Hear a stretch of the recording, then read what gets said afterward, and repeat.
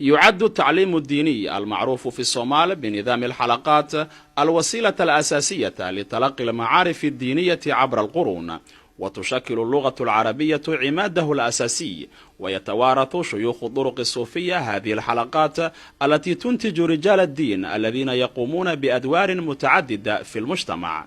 الشيخ عثمان حدق عالم صوفي ينتمي إلى الطريقة الإدريسية العريقة، ويدير إحدى أشهر المراكز الدينية المتوارثة في الصومال التي يزيد عمرها على القرن، وتفرعت عنها حلقات دينية كثيرة.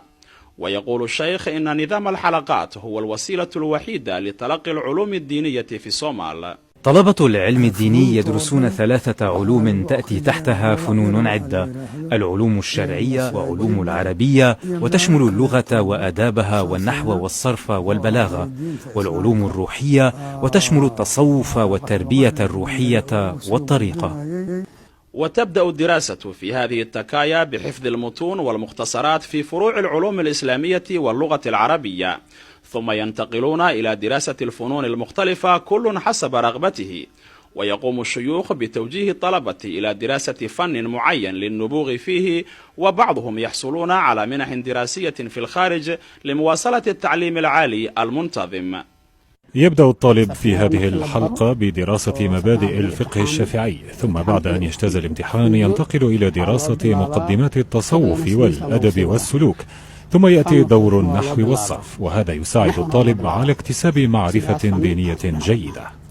ويدرس الطلبة من كل الأعمار في الزوايا والتكايا التابعة لشيوخ الطرق الصوفية لتلقي المعارف الإسلامية دون دفع رسوم، سواء كانت هذه الزوايا في المدن الكبيرة أو في الأرياف. ولا يتطلب الالتحاق بهذه المدارس عمرا محددا، وشروط الالتحاق مخففة، والهدف النهائي هو إنتاج رجال دين يتصفون بالاعتدال.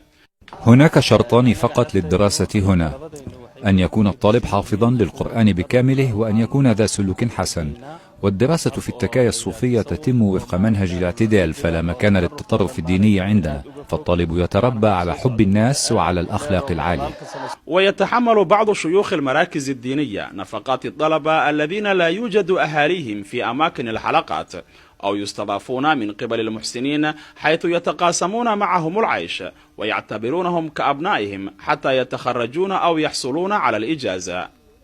وإلى جانب الدراسة الدينية واللغوية، يقوم الطلبة في أوقات الاستراحة بالتأملات الروحية وتأدية حلقات الذكر والإنشاد الديني وقصائد المديح النبوية وفق تقاليد متوارثة لتنشيط الطاقة الروحية لدى الطلبة. هؤلاء الطلبة يتخرجون من هذه الزوايا بعد سنوات طويلة من التحصيل الدراسي في شتى الفنون المعرفة الإسلامية والعربية. لا يحملون شهادات رسمية، ولكنهم يعتبرون مرجعا أساسيا للتعليم الديني في الصومال منذ مئات السنين.